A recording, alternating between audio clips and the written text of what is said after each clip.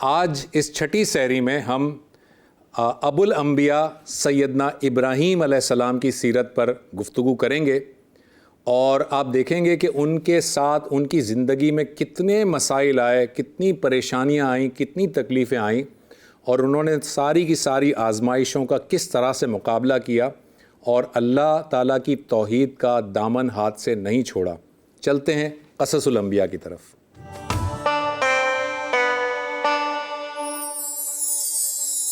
ناظرین، آج چھٹی سحری ہے۔ آج ہم آپ کے سامنے سیدنا ابراہیم علیہ السلام کے واقعات رکھیں گے۔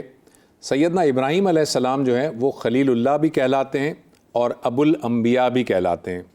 خلیل اللہ کا مطلب ہے اللہ کا دوست، اور ابو الانبیاء کا مطلب ہے نبیوں کا باپ۔ یہ ابو الانبیاء انہیں کیوں کہا جاتا ہے اور خلیل اللہ کیوں کہا جاتا ہے، ہم آگے چل کر آپ کو بتائیں گے۔ سیدنا ابراہیم علیہ السلام جو ہیں وہ بعض روایات کے مطابق بابل کے علاقے ار میں پیدا ہوئے، اور بعض روایت کے مطابق آپ ٹرکی کے علاقے سنی عرفہ یا جسے عرفہ کہتے ہیں اس میں پیدا ہوئے۔ آپ کے سامنے اسکرین پر ایک میپ آپ کو میں دکھا رہا ہوں۔ اس میپ میں آپ دیکھیے کہ بالکل جنوب میں نیچے جو ہے وہ، اگر ہم اس کی نشاندہی کر سکیں تو یہاں دیکھیں ار لکھا ہوا ہے، اور بالکل اوپر شمال میں اگر چلے جائیں تو یہاں پر عرفہ لکھا ہوا ہے۔ عرفہ کا پورا جو ورڈ ہے وہ ہے سنی عرفہ۔ تو عرفہ یا ار، ان دونوں میں سے کوئی ایک مقام ہے جہاں پر سیدنا ابراہیم علیہ السلام کی ولادت ہوئی۔ سیدنا ابراہیم علیہ السلام جب پیدا ہوئے تو جس قبیلے میں اور جن لوگوں میں اور جس قوم میں انہوں نے آنکھ کھولی وہ بت پرست قوم تھی، بتوں کی پوجا کیا کرتے تھے۔ اور خود ابراہیم علیہ السلام کے والد جو ہیں، جن کا نام قرآن مجید نے آزر بیان کیا ہے، وہ نہ صرف یہ کہ بت پرستی کرتے تھے، بتوں کی پوجا کرتے تھے، بلکہ وہ اپنے ہاتھوں سے بت بنایا بھی کرتے تھے۔ ایک اور بات بتا دیں کہ یہ جو آزر ہیں ان کے 3 بیٹے تھے۔ ایک تو خود سیدنا ابراہیم علیہ السلام، اور ان کے علاوہ 2 اور بیٹے تھے، جن میں سے ایک کا نام ہاران اور دوسرے کا نام ہے ناحور۔ یہ جو ہاران ہے، ہاران کی شادی جب ہوئی تو ہاران کے ہاں ایک بیٹا پیدا ہوا جن کا نام ہے لوط۔ تو لہٰذا آپ اس کو یوں سمجھ لیجئے کہ حضرت ابراہیم علیہ السلام کے بھائی تھے ہاران، اور ان کا ایک بیٹا پیدا ہوا لوط۔ تو حضرت ابراہیم علیہ السلام اور حضرت لوط علیہ السلام کے درمیان چچا اور بھتیجے کا رشتہ تھا۔ یہ ذرا یاد رکھیے گا، یہ بڑی اہم بات ہے، آگے چل کر اس پہ مزید بات کریں گے۔ تو حضرت ابراہیم علیہ السلام کے بھتیجے تھے حضرت لوط علیہ السلام۔ حضرت لوط علیہ السلام جب چھوٹے تھے، بچے تھے، تو ان کے والد کا یعنی ہاران کا انتقال ہو گیا۔ لہٰذا اس بچے کو حضرت ابراہیم علیہ السلام نے ان کے ساتھ وہ رہے، اور ان کی پرورش حضرت ابراہیم علیہ السلام نے ہی کی، یعنی چچا نے ہی پرورش کی۔ حضرت ابراہیم علیہ السلام جب پیدا ہوئے تو اس وقت اس پورے علاقے میں، یعنی کہ ار کے علاقے میں یا عرفہ کے علاقے میں ایک شخص کی حکومت تھی جسے نمرود کہا جاتا ہے۔ یہ بڑا ظالم بادشاہ تھا، اور نہ صرف یہ کہ یہ بت پرستی پر اکساتا تھا، بت پرستی اس کا بھی شیوا تھا، بلکہ یہ خود بھی اپنے آپ کو بہت بڑا متکبر اور بہت فخر سے اپنے آپ کو پیش کرتا تھا، اور لوگوں پہ بڑی ظلم اور زیادتی کیا کرتا تھا، اور ناجائز لوگوں کو قتل بھی کر دیا کرتا تھا۔ ایک دن ایسا ہوا کہ یہ جو نمرود ہے اس نے خواب دیکھا، اور اس نے خواب دیکھا کہ ایک آسمان میں ایک ستارہ نمودار ہوا ہے، اور وہ ستارے کی اتنی شدید روشنی ہے کہ اس کی روشنی میں چاند اور دوسرے دیگر ستارے بھی ماند پڑ گئے۔ جب وہ صبح بیدار ہوا تو اس نے نجومیوں کو بلایا اور کہا کہ مجھے اس خواب کی تعبیر معلوم کرنی ہے۔ نجومیوں نے بتایا کہ اس کی تعبیر یہ ہے کہ آپ کے علاقے میں، آپ کی سلطنت میں ایک شخص پیدا ہوگا، ایک بچہ پیدا ہوگا جو کہ آپ کی سلطنت کو تلپٹ کر دے گا، اور آپ کی جو سلطنت ہے وہ تباہ ہو جائے گی۔ چنانچہ نمرود نے حکم دیا کہ آج سے جو بھی بچہ پیدا ہو اسے قتل کر دیا جائے۔ یہ بات یاد رکھیے گا، یہ حضرت موسیٰ علیہ السلام کے ساتھ بھی ہوا تھا، جو ہم آگے چل کر بیان کریں گے، اور یہ حضرت ابراہیم علیہ السلام کے ساتھ بھی ہوا تھا۔ تو جب نمرود نے یہ حکم دیا کہ جو بھی بچہ پیدا ہو یا بیٹا یا لڑکا پیدا ہو اسے قتل کر دیا جائے، تو ظاہر ہے کہ بے شمار بچے، بے شمار لڑکے جو ہے وہ اس قوم کے قتل کر دیے گئے۔ جب حضرت ابراہیم علیہ السلام کی ولادت کا وقت قریب آیا تو ان کی والدہ کو یہ ڈر محسوس ہوا کہ میرا اگر بچہ پیدا ہوا اور لڑکا پیدا ہوا تو اسے نمرود کے سپاہی قتل کر دیں گے۔ چنانچہ حضرت ابراہیم علیہ السلام کی جو والدہ تھیں وہ ان کی ولادت کے وقت ایک غار میں جا کر چھپ گئیں، اور اس غار میں بتایا جاتا ہے کہ اس غار میں اصل میں حضرت ابراہیم علیہ السلام پیدا ہوئے۔ آپ کے سامنے ایک پکچر نظر آ رہی ہے، یہ وہ غار کا، اب وہاں پر ایک صحن ہے بہت بڑا، وہاں پر ایک مسجد بھی بنی ہوئی ہے، تو یہ جو آپ کو صحن نظر آ رہا ہے یہ اسی غار کے ساتھ ایک صحن بنا ہوا ہے جہاں پر وزٹرز آتے ہیں، اور اس کی دوسری امیج دیکھیے، یہ دوسرا ویو ہے اسی غار کے صحن کا جہاں پر ٹورسٹ آتے ہیں۔ آپ اس کے دروازے پر جائیں گے نا، صحن سے اس کے لیفٹ سائڈ پر آپ کو ایک دروازہ ملے گا، یہ دیکھیں یہ پکچر ہے اس کے دروازے کی، اور اس دروازے کی پیشانی پر اس کے دروازے کے اوپر لکھا ہوا ہے کہ یہ حضرت ابراہیم علیہ السلام کے پیدائش کا مقام ہے۔ جب آپ اندر جاتے ہیں تو یہاں پر وزٹرز کے لیے پراپرلی وضو خانہ بنا ہوا ہے، یہ پکچر آپ دیکھ سکتے ہیں، یہ وضو خانہ ہے، یہاں پر پینے کا پانی ہے، اور اس کے ساتھ ساتھ اس غار کے اندر جو اب ایک غار ہے صرف خالی، اس کے اندر عبادت کے لیے دو جگہیں مختص کی گئی ہیں، ایک عورتوں کے لیے اور ایک مردوں کے لیے۔ یہ پکچر آپ کے سامنے نظر آ رہی ہے، یہ وہ غار کی جگہ ہے جہاں پر عورتیں عبادت کرتی ہیں، اور یہ ایک دوسری پکچر آپ دیکھ رہے ہیں، یہاں پر مرد حضرات اس غار میں عبادت کرتے ہیں، اور مرد حضرات کے سامنے آپ کو ایک اسکرین سا نظر آ رہا ہے، ایک شیشے کی اسکرین نظر آ رہی ہے۔ یہ گورنمنٹ نے اس کو جو ہے وہ بند کر دیا ہے۔ یہ بتایا جاتا ہے کہ اس شیشے کی بیک سائڈ پر جو چٹان ہے، دراصل یہاں پر حضرت ابراہیم علیہ السلام پیدا ہوئے تھے۔ یہ جو ناظرین آپ کو میں غار دکھا رہا ہوں، یہ اس وقت موجودہ ٹرکی میں یہ غار موجود ہے، کیونکہ وہ جو سنی عرفہ کا مقام تھا وہ ٹرکی میں موجود ہے۔ جب آپ تھوڑے سے بڑے ہوئے، حضرت ابراہیم علیہ السلام تھوڑے بڑے ہوئے، لڑکپن کی عمر تھی، تو آپ کو اندازہ نہیں تھا کہ میرا خدا کون ہے، مجھے بنانے والا کون ہے۔ لہٰذا قرآن مجید نے آپ کے مکالمے کو نقل کیا ہے، اور وہ بہت عمدہ مکالمہ ہے۔ حضرت ابراہیم علیہ السلام جو ہے وہ غور کرتے تھے، اور کبھی وہ ستارے کو دیکھ کر کہتے تھے کہ شاید یہ میرا خدا ہے، پر وہ ڈوب جاتا تھا۔ پھر آپ چاند کو دیکھ کر کہتے تھے مگر وہ بھی غروب ہو جاتا تھا۔ پھر آپ نے سورج کو دیکھ کر کہا کہ یہ شاید میرا خدا ہے، یہ بہت بڑا ہے، یہی میرا خدا ہوگا، مگر سورج بھی غروب ہو گیا۔ تو پھر آپ نے کہا کہ میں ان تمام چیزوں سے اپنی توجہ ہٹا رہا ہوں، اور ایک اللہ کی طرف یا ایک خدا کی طرف اپنے آپ کو یکسو کرتا ہوں، اور میں شرک کرنے والوں میں سے نہیں ہوں۔ یہاں پر یہ بات یاد رکھیے کہ یہ بچہ جس نے کہ ایسی قوم کے اندر آنکھ کھولی جہاں پر بت پرستی عروج پر تھی، لیکن ان کی فطرت جو تھی، ان کے دل کے اندر جو فطرت تھی، صحیح فطرت جو تھی وہ یہ تھی کہ انہیں اندازہ تھا کہ یہ بت پرستی دراصل اس لیے نہیں ہے، اور نہ ہی بت پرستی جو ہے وہ مطمع نظر ہونی چاہیے، بلکہ جو خالق ہے، جو مالک ہے، وہ دراصل کوئی وحدہ لا شریک ہے۔ یہ الگ بات ہے کہ انہیں اندازہ نہیں تھا کہ میرا خالق جو ہے وہ اصل میں کون ہے، لہٰذا وہ دل ہی دل میں یہ تمنا کرتے رہے اور دعا کرتے رہے کہ جو بھی میرا خالق ہے وہی مجھے صحیح راستہ دکھائے گا۔ حضرت ابراہیم علیہ السلام کے والد کا میں نے جیسے کہ کہا آزر ان کا نام ہے، اور وہ بت پرست تھے، تو وہ جب اپنے بیٹے کو لڑکپن میں انہوں نے دیکھا کہ وہ اس طرح کی باتیں کر رہا ہے تو وہ پریشان ہوئے، اور انہوں نے حضرت ابراہیم علیہ السلام کو بلایا اور کہا کہ تم یہ کیا باتیں کر رہے ہو، ہم تو اپنے باپ دادا سے یہی کام کرتے آ رہے ہیں، لہٰذا تم اس سے باز آ جاؤ، اگر تم اس سے باز نہ آئے تو میں تمہیں سولی پہ چڑھا دوں گا، یا میں تمہیں یہاں سے ملک بدر کر دوں گا، یعنی میں تمہیں یہاں سے نکال دوں گا۔ حضرت ابراہیم علیہ السلام جو ہے وہ اپنے والد کی اس بات کا انہوں نے کوئی نوٹس نہیں لیا، لیکن والد کے ساتھ انہوں نے کوئی بدتمیزی بھی نہیں کی اور خاموش ہو گئے۔ اس کے بعد اللہ تعالیٰ نے خیر انہیں جو ہے وہ نبوت کے عہدے پر سرفراز فرمایا۔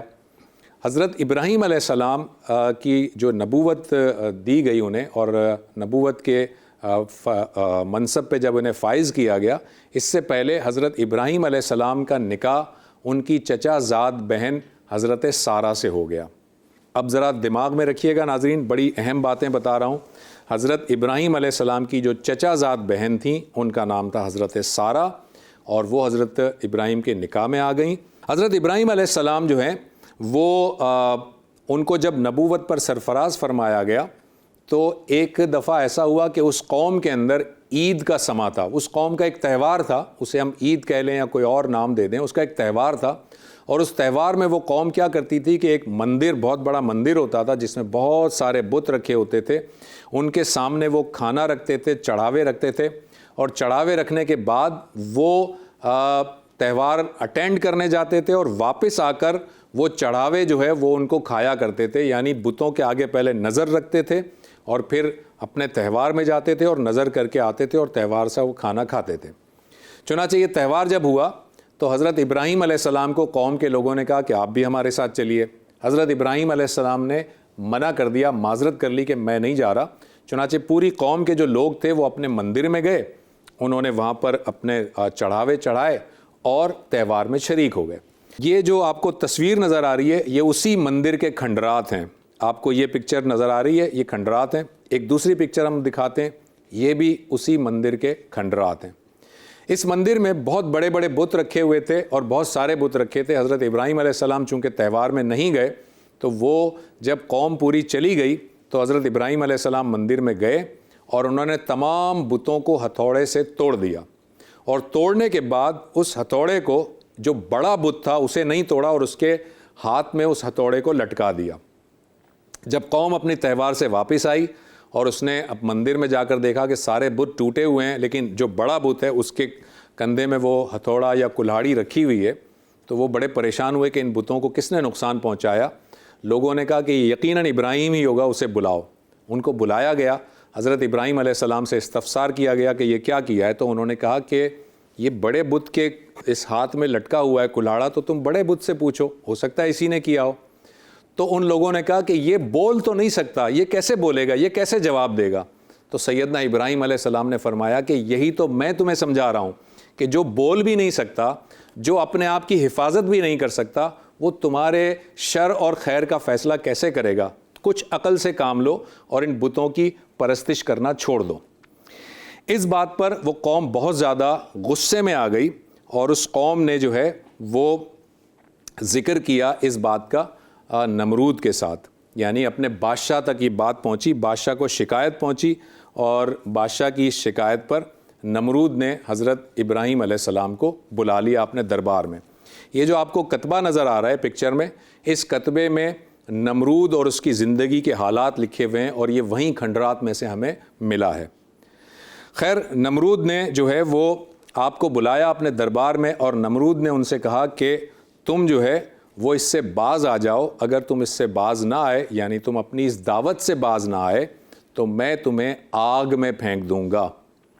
سیدنا ابراہیم علیہ السلام نے فرمایا کہ مجھے اس کی کوئی پرواہ نہیں ہے, لیکن میں اپنے رب کی اس دعوت کا دامن ہاتھ سے نہیں چھوڑ سکتا, اور یہ جو تم کر رہے ہو یہ بت پرستی ہے اور ایک اللہ وحدہ لا شریک ہی ہے جس کی عبادت کی جائے گی. چنانچہ نمرود نے ایک بہت بڑا جو ہے وہ سمجھیں کہ ایک تالاب کی جیسی جگہ بنوائی, بہت بڑا گڑھا کھدوایا جس میں کہ لکڑیاں ڈالی گئیں, آگ بھری گئی, اور آگ جب بھڑک اٹھی تو حضرت ابراہیم علیہ السلام کو لایا گیا اور ایک دفعہ پھر پوچھا گیا کہ کیا تم اپنی اس بات سے باز آتے ہو. تو حضرت ابراہیم علیہ السلام نے فرمایا کہ نہیں, میں اپنی دعوت سے باز نہیں آؤں گا. چنانچہ حضرت ابراہیم علیہ السلام کو نمرود کے حکم پر اس آگ میں پھینک دیا گیا. جیسے ہی اس آگ میں پھینکا گیا, اللہ تعالیٰ نے اس آگ پر وحی نازل کی اور آگ کو اللہ تعالیٰ نے حکم دیا کہ اے آگ, ابراہیم پر سلامتی والی ٹھنڈی ہو جا. صرف ٹھنڈی نہ ہو جا, سلامتی والی ٹھنڈی ہو جا. لہٰذا آگ نے حضرت ابراہیم علیہ السلام کا کچھ نہیں بگاڑا, اور حضرت ابراہیم علیہ السلام اس آگ میں جب ان کو پھینکا گیا تو وہ بہت آرام سے اس آگ میں رہے. اور بعض روایتوں میں آتا ہے کہ سیدنا ابراہیم علیہ السلام اپنے زندگی کے آخری دور میں یہ فرمایا کرتے تھے کہ میری زندگی کے جو خاص لمحات ہیں جس میں نے بہت لطف اٹھایا اور اللہ تعالیٰ کی قربت حاصل کی, وہ والے دن ہیں جب میں آگ میں ڈالا گیا تھا. آگ میں یہ ڈالا گیا, لیکن آگ جب بجھائی گئی تو سیدنا ابراہیم علیہ السلام زندہ سلامت اس آگ میں سے باہر آ گئے. بعض روایت میں آتا ہے کہ وہ 40 دن تک آگ جلتی رہی, بعض روایات میں آتا ہے کہ 3 دن تک جلتی رہی, لیکن جب وہ آگ بجھائی گئی تو سیدنا ابراہیم علیہ السلام صحیح سلامت اس آگ میں سے نمودار ہوئے اور انہیں ذرا سی بھی خراش تک نہیں آئی تھی. اس بات کو دیکھ کر نمرود جو ہے وہ اچھا خاصا متاثر ہوا، اور نمرود نے حضرت ابراہیم علیہ السلام کو بلا کر کہا کہ اچھا تم یہ بتاؤ کہ تمہاری دعوت ہے کیا۔ اس کو ذرا یہاں روکتے ہیں اور پہلے آپ کو ایک پکچر دکھاتے ہیں۔ یہ وہ پکچر ہے ناظرین جو کہ آج ٹرکی میں موجود ہے، اور جس جگہ ایک گڑھا بنایا گیا تھا جہاں آگ بھری گئی تھی، وہاں پر اب یہ تالاب ہے۔ یہ تالاب کی شکل، یعنی اس میں پانی بھرا ہوا ہے، یہیں پر بتایا جاتا ہے کہ یہاں پر نمرود نے آگ بھڑکائی تھی۔ اب یہاں پر جو ہے تالاب ہے، اور یہ بھی آپ کو بتا دیں، ایک اور پکچر دکھاتا ہوں میں، جہاں پر آپ دیکھ سکتے ہیں کہ اس تالاب میں کچھ مچھلیاں ہیں، جہاں پر وزٹر یا ٹورسٹ موجود ہیں جو مچھلیوں کو دانہ ڈال رہے ہیں، مچھلیوں کو کھلا رہے ہیں۔ اور ایک اور پکچر دیکھیے، یہ مچھلیاں آپ کو اور قریب سے نظر آ رہی ہیں، کالے رنگ کی مچھلیاں ہیں۔ ان کے بارے میں کہا جاتا ہے کہ یہ جو آگ بھڑکائی گئی تھی جس میں لکڑیوں کے جلتے ہوئے ٹکڑے تھے، اللہ تعالیٰ نے انہیں مچھلیوں میں تبدیل کر دیا تھا، اور یہ وہ مچھلیاں ہیں۔ ایک اور پکچر دیکھیں، مچھلیاں آپ کو قریب سے نظر آئیں گی۔ واللہ عالم بالصواب، یہ کتنا ٹھیک ہے یا کتنا غلط ہے ہم اس کے بارے میں کوئی حتمی رائے نہیں دے سکتے، لیکن وہاں پر جب آپ ٹرکی میں جاتے ہیں، وزٹ کرتے ہیں، تو ان مچھلیوں کو مقدس مچھلیاں کہا جاتا ہے، اور ان کا شکار کرنا منع ہے۔ خیر، نمرود نے آپ کو بلایا اور آپ سے مکالمہ کیا کہ تم بتاؤ کہ تم کیا چاہتے ہو یا تمہاری دعوت کیا ہے۔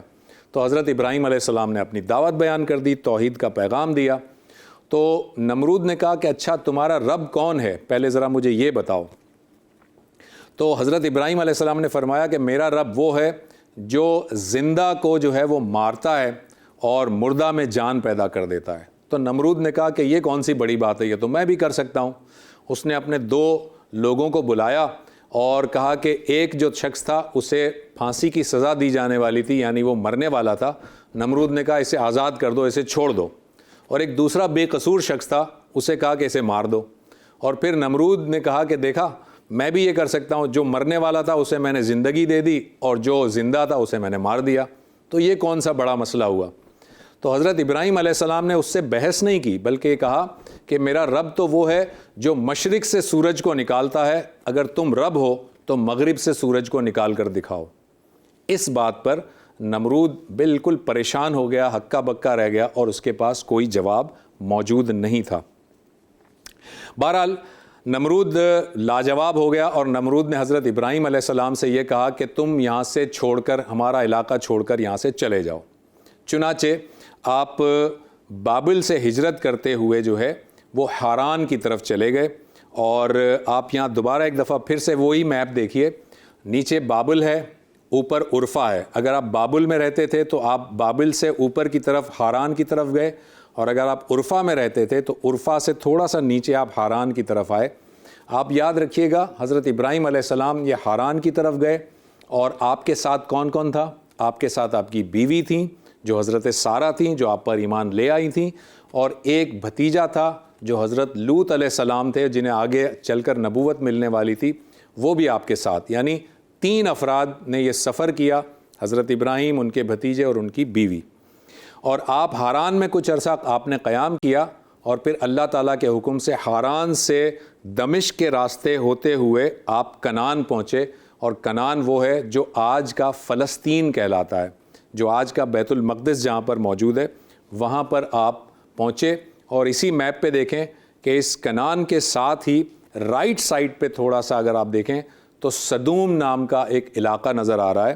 یہ سدوم وہ علاقہ ہے جہاں پر حضرت لوط علیہ السلام کی قوم رہتی تھی، اور حضرت لوط علیہ السلام کو جب نبوت اللہ تعالیٰ نے دی تو وہ اس سدوم کی طرف بھیجے گئے تھے۔ تو لہٰذا ابھی تک جو ہم نے بات کی وہ یہ ہے کہ حضرت ابراہیم علیہ السلام ار سے نکلے، پہلے ہاران گئے، ہاران سے دمشق کے راستے ہوتے ہوئے کنعان پہنچے جہاں پر سدوم بھی موجود ہے۔ وہاں پر جب آپ سدوم میں پہنچے تو اس وقت تک سیدنا لوط علیہ السلام بڑے ہو چکے تھے، اور سیدنا لوط علیہ السلام کی عمر 40 برس ہو چکی تھی، اور سیدنا لوط علیہ السلام کو بھی اللہ تعالیٰ نے نبوت سے سرفراز فرما دیا تھا۔ لہٰذا جب آپ حضرت ابراہیم علیہ السلام کے ساتھ ہاران سے کنعان کی طرف آئے تو کنعان میں رک کر حضرت ابراہیم علیہ السلام نے اپنے بھتیجے لوط سے کہا کہ اے لوط، اب آپ اپنی قوم کی طرف جائیے جو سدوم میں رہتی ہے، اللہ تعالیٰ نے آپ کی ذمہ داری سدوم میں لگائی ہے۔ چنانچہ اس جگہ سے حضرت لوط اور حضرت ابراہیم الگ الگ ہو گئے. حضرت ابراہیم علیہ السلام جو ہے وہ کنعان میں ٹھہرے اور سدوم کی طرف حضرت لوط علیہ السلام چلے گئے. یہیں تک ہم اپنے اس قصص الانبیاء کو آج مکمل کرتے ہیں. لیکن یاد رکھیے ابھی حضرت ابراہیم علیہ السلام کے واقعات مکمل نہیں ہوئے. آج کا یہ قصص جو ہے وہ حضرت ابراہیم علیہ السلام کا پارٹ 1 تھا، اور کل انشاءاللہ تعالی ہم ان کا جو ہے وہ حضرت ابراہیم علیہ السلام کی سیرت کا پارٹ 2 اور لاسٹ پارٹ آپ کے سامنے رکھیں گے.